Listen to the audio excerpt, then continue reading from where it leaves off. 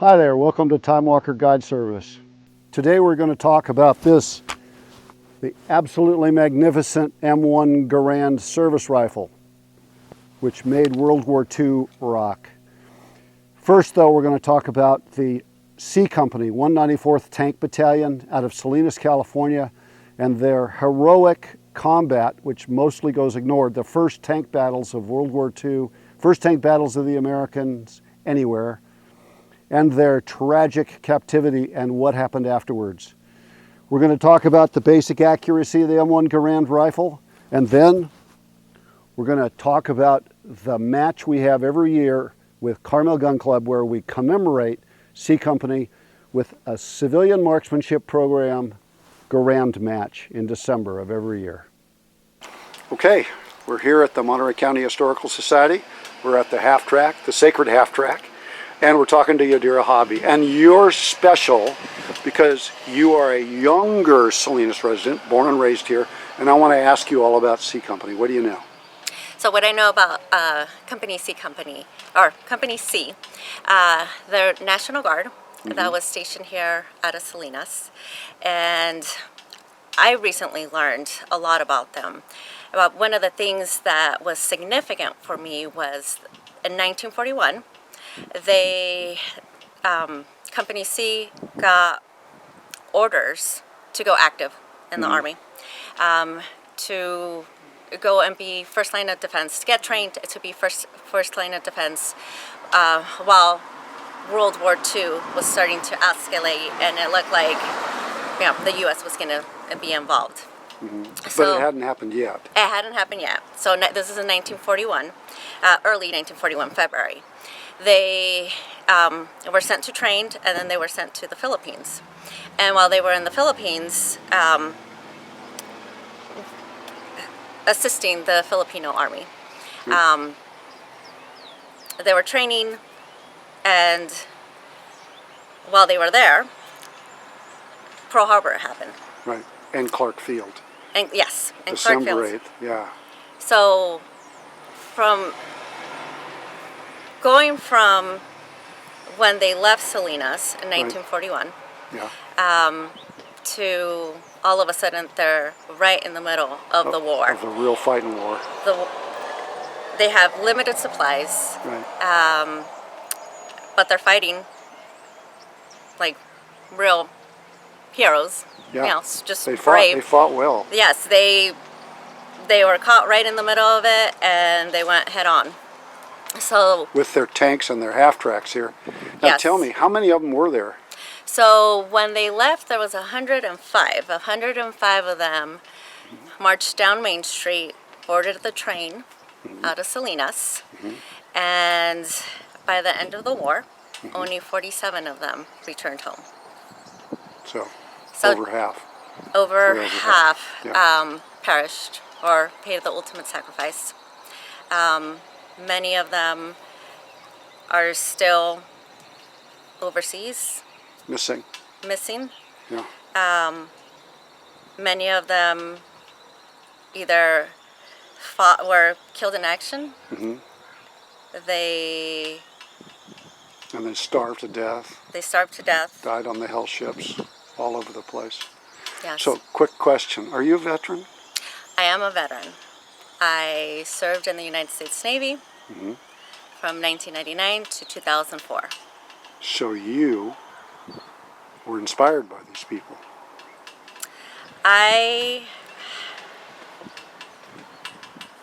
Well, it's interesting because when I joined the military in 1999, I was not aware how much history we had, Right.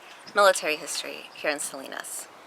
As now, as an older adult, Yeah. I am really appreciating learning more of how much Salinas has been involved or contributed to all these different Yeah, including you, I might add. conflicts. Yes. Now, question. One last question, and I'll let you go. Yeah. What do you think of the M1 Garand rifle? Oh, it's a beauty. Okay, good. Yes. Thank you.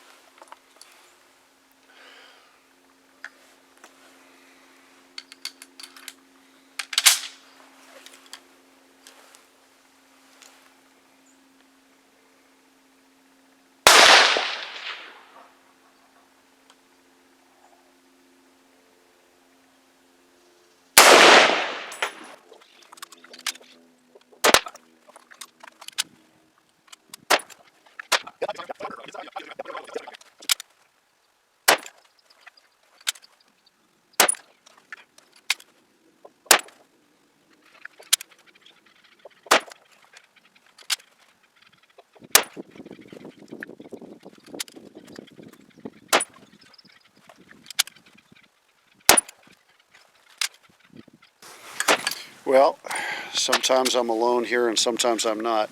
So, the question is, why bother to shoot an M1 Garand? They're not as accurate as ARs, they hit harder, and they're more expensive. Why bother? And the answer is communion. The answer is that we want to commune with our ancestors. Now, this rifle's an example. This is a Beretta receiver. I'll talk more about Beretta's contribution to the Garand world later, but bottom line is the Garand is the only rifle, the only service rifle that has actually seen use that you can readily pick up and compete with. For example, you buy an AR, you buy an M1A, you're buying something that was made in a factory that doesn't have any mana, doesn't have any hand printing. You pick up a Garand, and if it's American made, it probably saw combat in Korea or World War II. If it's a Lend-Lease, it probably saw combat. These Berettas went to the Danish Navy, so they were in use in the Cold War. This came from a parts kit, and so I could rebuild it. I could put a match barrel on it without worrying about destroying history. The fact is that that receiver, at the very least, along with all the other Beretta parts, went all over the place. It had adventures. It really, the actual receiver was present at history. And a lot of the American firearms were present at monster historic moments like Iwo Jima and D-Day, and you pick it, and the 60s and the National Guard. And of course they spent a lot of time in the rifle rack, but they're still astonishing, genuine, real parts of history that we can commune with. And so I'm here for the communion, even though I won't shoot as well as I will with an AR. Now, let's go downrange and let's see how we shot. I fired first, rested at 100 yards, shooting a Dean Gunsworth rebuilt Garand with no bedding and target sights, Beretta sights, but nothing special, iron sights. Shooting AMA Danish 1962 ball ammunition. So, let's get down here and see what the results were. On the right is a rested group to see what the rifle can do. In the center is a prone string with me shooting supported with the sling. And on the left is offhand, shooting what I call the Todd match, which is 10 shots offhand, so we can test other rifles. Okay, so here's the his neighbor and brother-in-law. The Cordova fight. That was my audible going off. Okay.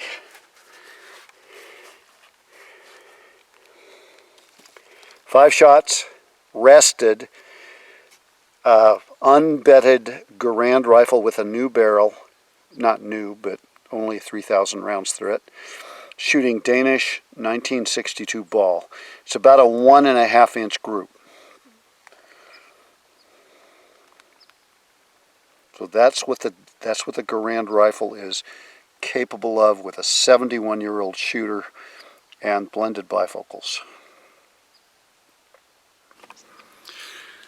What I call the Todd match, after somebody who gave the people at paper cartridges a bit of a challenge. 10 shots offhand, 100 yards, unsupported, with an IDPA target. The IDPA target is there because then you can duplicate it really easily. Everybody can get your mitts on that kind of target. This is the Garand rifle. This is the AMA 1962 ball ammo, and sights about right there. Iron sights, offhand, no sling. So the value of this is to show you kind of what the field capability of the gun is, but also we can compare it to other guns. When we shoot other different firearms types, we can see how they do at 100 yards offhand. That's the Todd match. In this episode, we've looked at how accurate the M-1 Garand can be. We've looked at some of the ways we shoot it a little bit in future videos. The next video, you can link to it right here, is how do I actually do in the 2025 C Company match? How do I actually shoot? Because that's going to define what I do in the 2026 training year. M-1 Garands are a fascinating, relatively easily accessible platform, and they basically allow you to do a lot of firearms training and communing with history at the same time. Now, moving on, if you want to know more, I've got a link to the civilian marksmanship program down below, and then the book, if you want to really get into the weeds, is Hatcher's Book of the Garand, and it really gets into the weeds. It really gets deep into the M-1 Garand's origins and its teething problems and how it functions. Now, the other book that I can recommend today is Thunder on Bataan, and that's by Donald L. Caldwell, and it's a book about the struggles of units like C Company 194th Tank Battalion when they were essentially abandoned by the United States, and they fought surprisingly well. It's an epic story of heroism and military prowess in a situation where there are no supplies. So, worth reading. Again, the link is down below. And finally, there's a book I've loaned out, Bataan Uncensored, which I really have to recommend to you. The guy's got a few axes to grind. He comes from one of the units that was on the Philippines and fought all the way to Bataan and survived the prisoner of war camp. So he's got some, I guess you could say he's got issues. Another thing I want to point out, bizarrely, C Company did not have M-1 Garands. They certainly encountered them because other units like the Philippine Scouts had them. They had Springfields, Thompson submachine guns, and 1911 pistols, but mostly they had Springfields. Why are we doing Garand matches when they didn't have Garands? And the answer is, back when we wanted to remember them, back when some of them were still alive, back even when some of the actual survivors were participants in this, we couldn't shoot Springfield matches because they didn't have Springfield competitions. They just had Garand matches. So that's what we started with, and that's where we are now.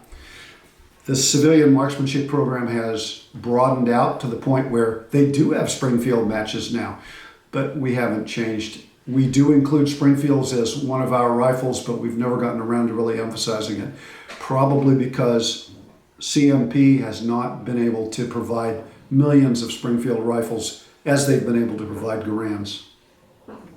So on to the Garand match. Let's see how I do. Let's see what happens. Tune in the next video and let's see if I can shoot. Thanks for watching.